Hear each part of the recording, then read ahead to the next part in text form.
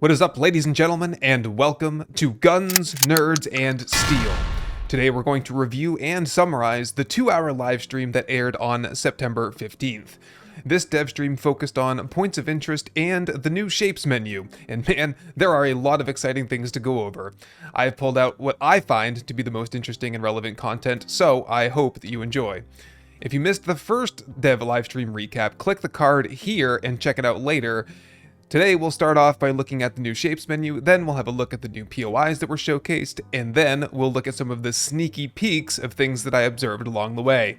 Finally, I'll leave it to the dev team to answer some questions at the end. Let's begin.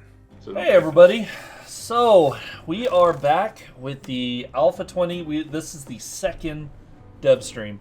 We're going to be talking to Eric, Alan, Hernan, and Earl. I'm Eric. Hey, it's Alan Reeves. I'm Hernan. Hey guys, I'm Earl Kiamsan, level designer. You can see right there in this version there's 1,201 total shapes.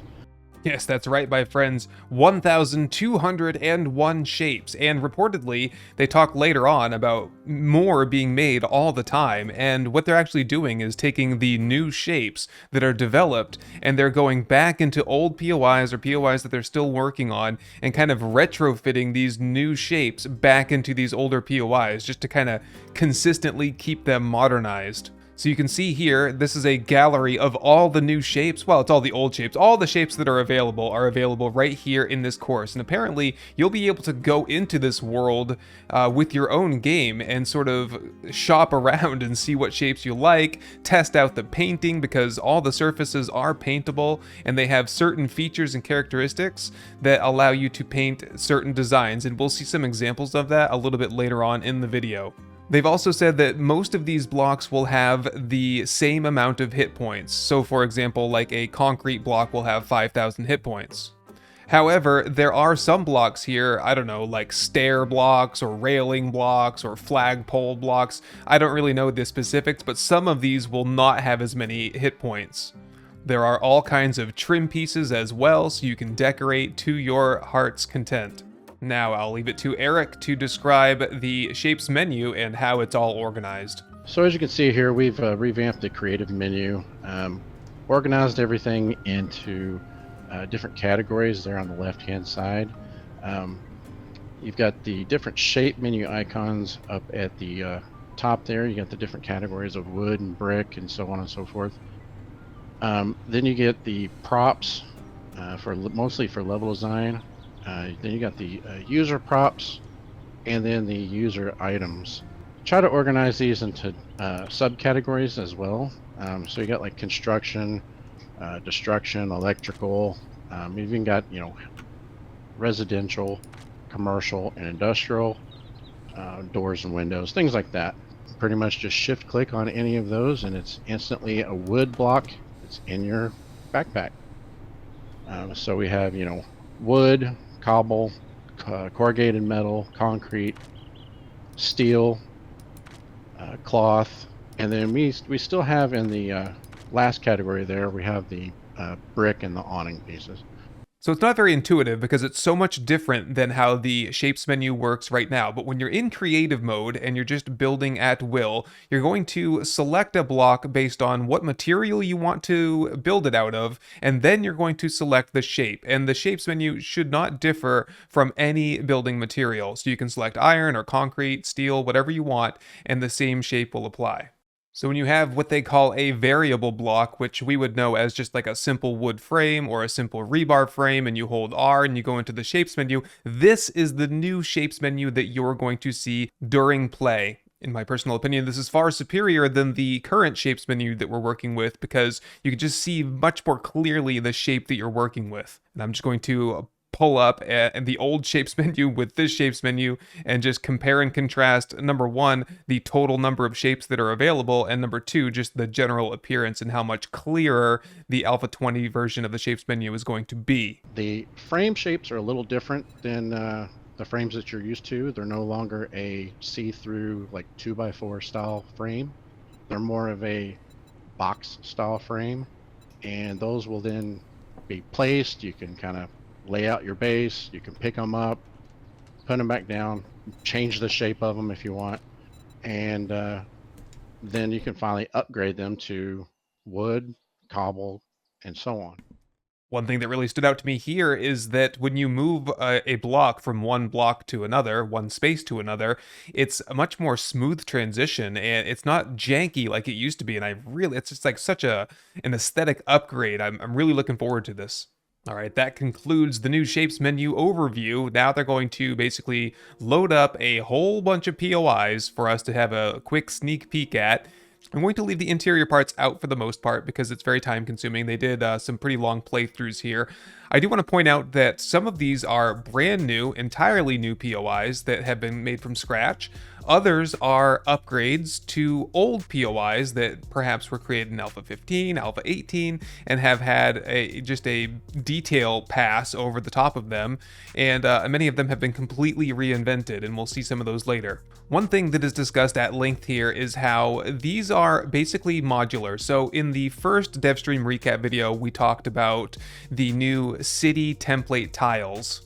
So basically you have like streets and these neighborhoods that are kind of pre-laid out. They said they have something like 50 city tiles that they've pre-made, and they have all these open spaces in them, and they have different colors, and I'll overlay that here so you can familiarize yourself with what that looked like. And then like POIs will load into these spaces based on what district they're in, what zone, because it could be residential, industrial, downtown, and so on. And so these new POIs, they have to confine to a certain set space. You're no longer going to see these POIs that are just completely variable in the sort of area that they take up.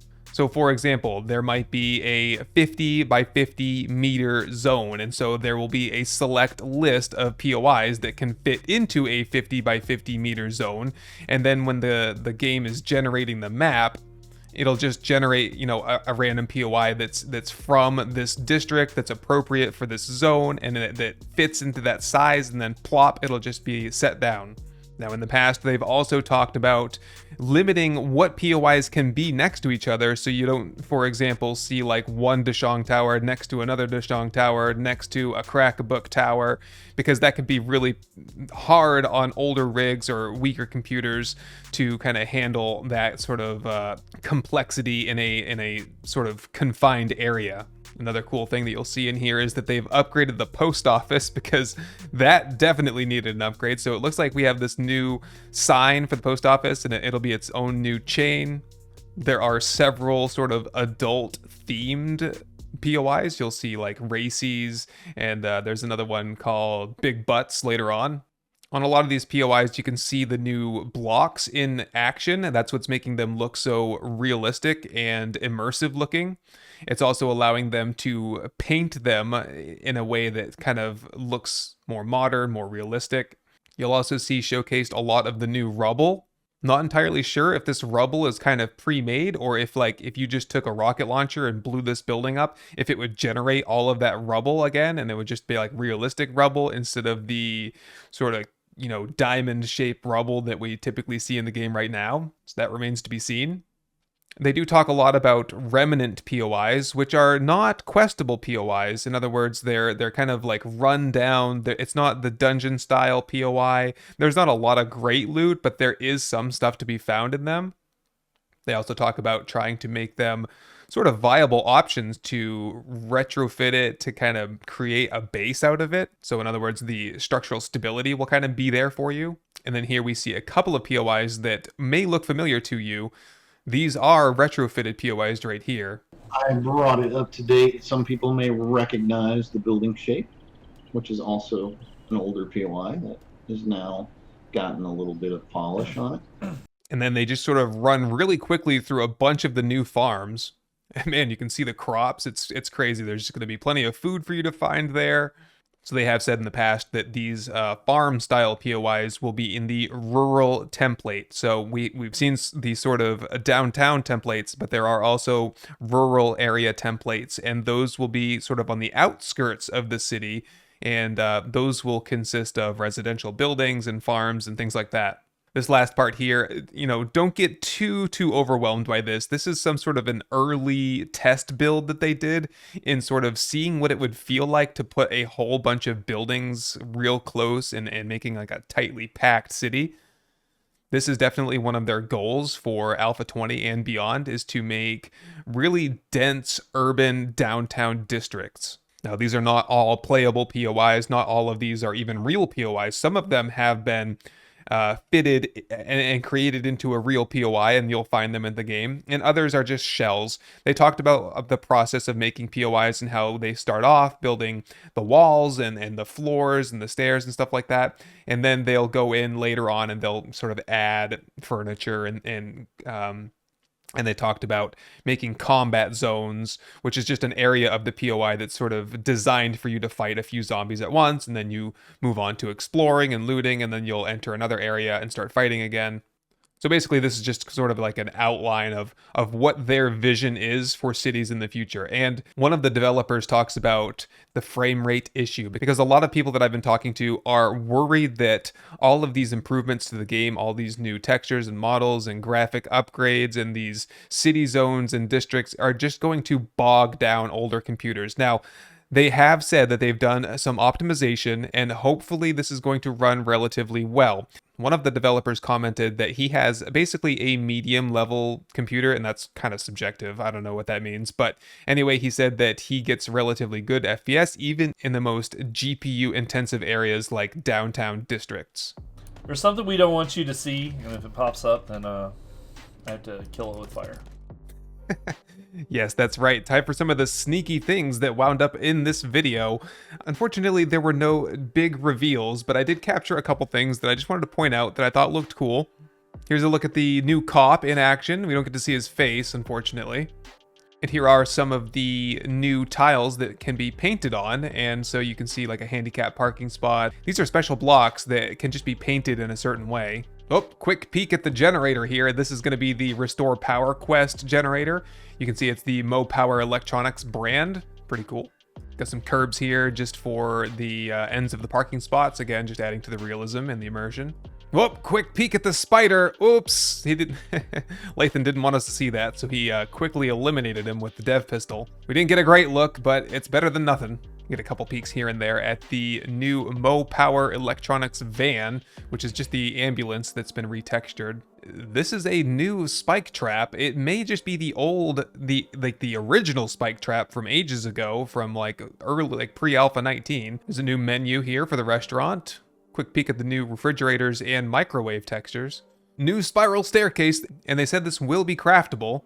And here you can see these like tarps that are draped over the fences. That looks really cool. Oh, first look at the new nurse. Actually, not the first look, but first look in recent memory. I just wanted to pause quickly on this floor tile, again showcasing the different painting options that you can get with the new blocks. These are the new cool looking fences. I really like this. And last but certainly not least, we get our first look at the new lumberjack in action. I don't know, he looks kind of small to me. And that is it for the sneaky sneak peeks for this video. Hopefully we'll get some more in the next one. And now I will leave things off with a quick recap of the Q&A session, which went on for about a half an hour. We're not interested in baloney on Guns, Nerds, and Steel, so I'm just going to give you the quick footnotes here. Somebody asked about using the cement mixer to make wet concrete blocks and then placing them down. There are no more wet concrete blocks. You will place a block down and it will just immediately be dried concrete. No more reinforced concrete, no more rebar frames. Somebody else asked about using frames and then upgrading from there. And yes, when you make a regular frame block, it will start off at wood and you'll kind of upgrade through the progression. It's wood, strong wood, cobble, concrete, steel. That is it.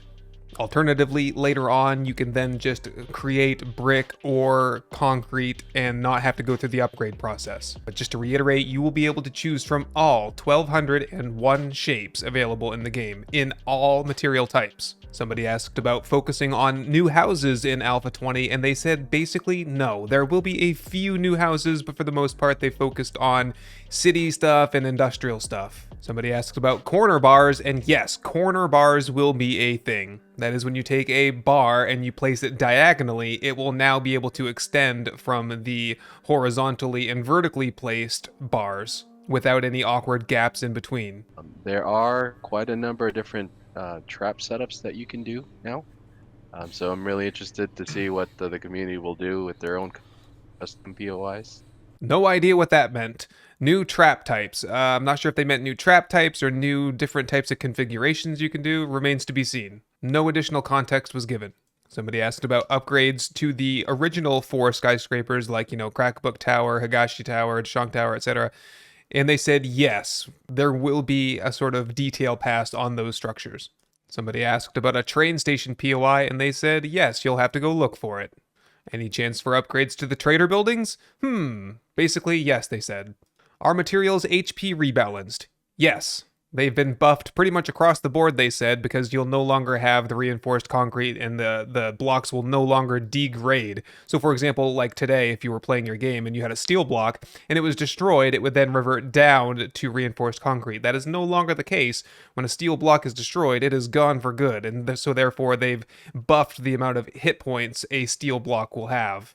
Are they still building POIs? Yes, they are still building new POIs, and they said that they will be added all the way through experimental up until release of Alpha 20. Lathan said that the loot would be revamped for Alpha 20, but he would go into no further details. Somebody asked about POI blocks being the same as player blocks, and the answer is yes, you'll have access to all POI blocks. There was a little bit of a mention about the Steam workshop. Apparently they are working on it. Somebody asked about hitboxes. In other words, if you are aiming your crossbow or a gun through an opening which you can see a zombie through, but you still hit the block, has that been addressed or corrected? And the answer is basically they're doing their best there. So there might be a little bit of awkward collision at some points, but they have made every effort to make blocks which appear to have an opening actually have an opening that you could then send an arrow or bullet through. Lathan mentioned in Alpha 21 they will be reworking what is available at the traders. There was a question about having bosses, kind of like the Grace, the big boar, and basically the answer is yes, they are kind of working through this. This will probably not be for Alpha 20, but they wanted to include what they referred to as memorable encounters. For Alpha 20, they did say there will be some encounters with snakes. Great! Ooh, good question here. Someone asked about anti-nerd polling, and apparently they are working on this. They do not want players using the nerd poll to get to the top of a POI to just gank the loot. They also don't want people to kind of land on top of it with a helicopter. So they've said that there are multiple methods that they're looking into to prevent this. I'm not sure what, they wouldn't go into any specifics, but yes, this is on the docket. Another great question here, someone asked if there is a way to save buildings which are created in the game, and yes, there will be an export feature in Alpha 20. So you'll finally be able to save your bases for future use.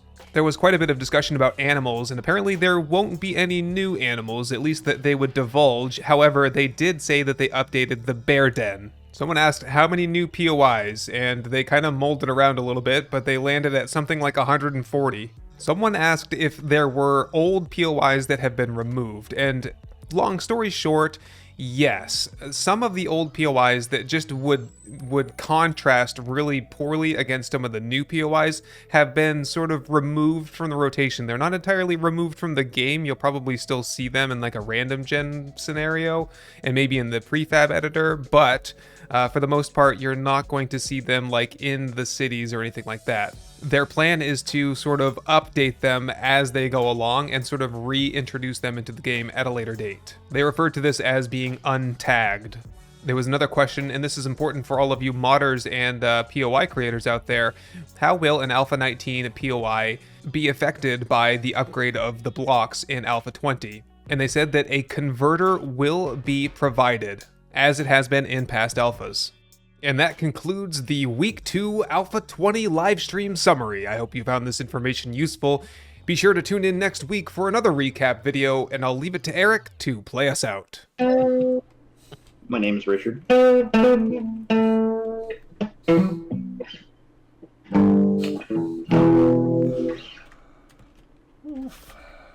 All right.